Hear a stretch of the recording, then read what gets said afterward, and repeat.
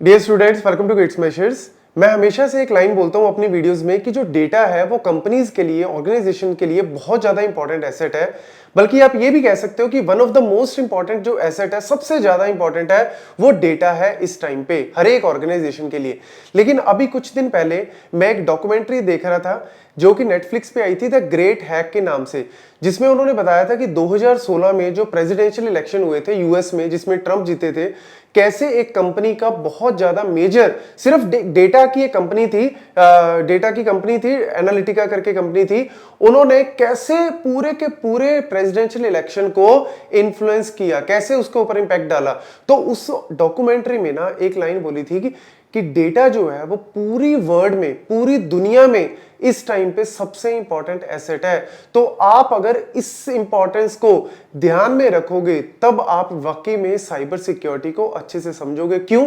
क्योंकि हर एक ऑर्गेनाइजेशन, चाहे छोटी है, चाहे बड़ी है, मिड लेवल की है, व्हाटएवर, हर एक कंपनी आज के टाइम पे डेटा से डील कर रही है। तो उनको चाहिए कि हमारे कंपनी में साइबर सिक्योरिटी, या फिर आप कह सकते हो कि डेटा सिक्योरिटी प्रॉपरली अवेलेबल हो। अब यहां पे अगर मैं आपको समझाऊं कि why cyber security is very important, बहुत सारी कहानियां आप इसके ऊपर बना सकते हो, लेकिन मैं आपके लिए रियल लाइफ एग्जांपल लेके आया हूं जो कि 2017 का है।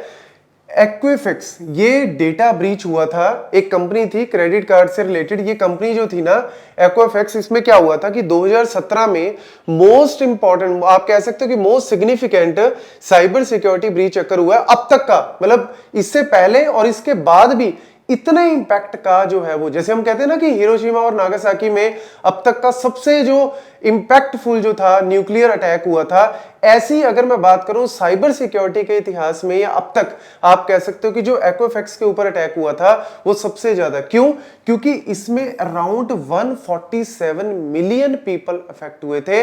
ऑलमोस्ट आप ये कह सकते हो कि इतने लोग थे ना, 40% से भी ज्यादा लोगों का, यूएस अमेरिकन जो थे या फिर आसपास के जो एरियाज के थे, उनका 40% से ज्यादा लोगों का जो था वो डेटा ब्रीच हुआ था। उनका सेंसिटिव इंफॉर्मेशन या पर्सनल इंफॉर्मेशन आप कह सकते हो वो ब्रीच हुई थी। तो ये जो था, और ये वल्नरेबिलिटी जो थी वो कैसे आई थी एक्चुअल में, वो लोग ना जो ये कंपनी वाले थे, ये एक्चुअल में अपाचे स्विफ्ट नाम का, मतलब आपने भी सुना होगा अपाचे स्विफ्ट, ये तो एक्चुअल में एक फ्रेमवर्क है, वेब बेस्ड एप्लीकेशन बनाने के लिए जावा बेस्ड एक फ्रेमवर्क है। तो वो फ्रेमवर्क यूज करते थे और एक्विफेक्स एक्चुअल में यूज करता था जो डिस्प्यूट रिजोल्यूशन पोर्टल के तौर पे इस वाले जो वेब फ्रेमवर्क को। और इसमें एक्चुअल में क्या था, एक पैच लगाने की जरूरत थी, एक वल्नरेबिलिटी आई थी, अनपैच्ड वल्नरेबिलिटी थी, और ये एक्चुअल में मार्च 2017 में ऑलरेडी डिस्कवर हो गई थी कि इस तरीके की एक वल्नरेबिलिटी है, इसको पैच करो, फटाफट से इसको ठीक करो। इवन यूएस होमलैंड सिक्योरिटी ने भी उनको इन्फॉर्म किया था कि ये वल्नरेबिलिटी एक्सप्लॉइट हो सकती है,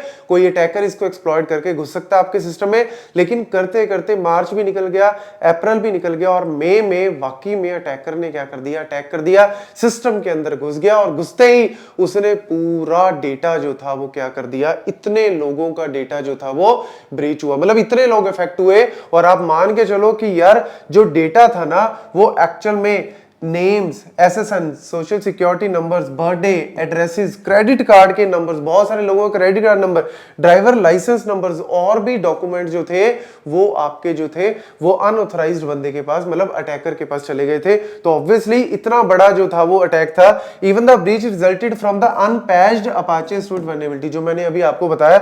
और उसकी वजह से हुआ क्या, देखो, अटैक हो गया, सिस्टम के अंदर वो बंदा घुस गया, डेटा सारा निकाल लिया, और डेटा निकालने के बाद, और होता क्या, अगर आप सिस्टम में देखो, नेटवर्किंग बेस्ड है ये सारा, अगर आप एक जगह पे घुस गए तो आप पूरे सिस्टम में आगे आगे अपने आप ट्रेवल करते रहोगे और डेटा जो है वो निकालते रहोगे। और ये चीज वो जुलाई तक चलती रही, और सितंबर में जाके कंपनी ने एक्सेप्ट किया कि यस, डेटा ब्रीच जो है वो हुआ है। तो ये जो था, ऑब्वियसली उसका एक इंपैक्ट जो था वो बड़ा पड़ना ही पड़ना था।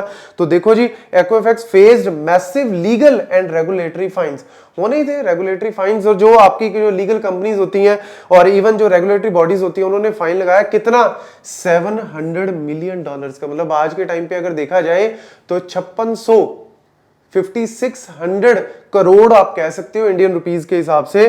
तो इतना जो था वो फाइन लगा, और ये बॉडीज ने तो चलो फाइन लगाया, ये तो चलो पैसों में तो हुआ ही हुआ नुकसान, इसके अलावा रेपुटेशन में बहुत ज्यादा नुकसान हुआ। रेपुटेशन भी डाउन होती है, फिर जो टॉप लेवल के जो लीडर्स थे उन सबको चेंज किया, बहुत सारी चीजें जो है वो चेंज हो जाती है। तो इसीलिए एक अटैक से पूरी की पूरी कंपनी जो है वो हिल सकती है, और ये चीज जो है वो ऑब्वियसली बचा के रखनी बहुत जरूरी है। क्योंकि एक सिंपल सी लैंग्वेज में कहते हैं कि यार जो अटैकर है ना, अगर आप लेट्स सपोज 100 अलग अलग गेट लगा दो, मतलब आपकी कंपनी में वो नहीं घुस सकता, 100 गेट आपने लगा दिए, पूरी टाइट सिक्योरिटी कर दी, उसको सिर्फ एक वल्नरेबिलिटी चाहिए, उसको सिर्फ एक, मतलब वो दिन में अगर 100 अटैक कर रहा है ना आपके ऊपर, तो आपको 100 के 100 बचाने हैं, लेकिन अटैकर जो है उसको सिर्फ एक तोड़ना है। अगर एक गेट भी तोड़ दिया और सिस्टम में घुस गया तो वो धूम मचा देगा, और यही चीज एक्चुअल में हुई थी इस कंपनी के साथ। तो ये सिर्फ एक छोटा सा एग्जांपल के थ्रू आपको बताने की कोशिश कर रहा हूं कि एक्चुअल में साइबर सिक्योरिटी कितनी ज्यादा इंपॉर्टेंट है। वैसे तो बहुत सारे अटैक्स होते रहते हैं, पता रहता है, और कंपनीज बचाती भी रहती हैं। प्रॉपरली पैच लगाना है, एनक्रिप्ट करके रखना अपने डेटा को, सारी चीजें जो है वो मेंटेन करने की रखनी पड़ती है। लेकिन इससे आपको समझ में आएगा कि वाकई सिक्योरिटी जो है वो कितनी ज्यादा इंपॉर्टेंट है कंपनीज के लिए।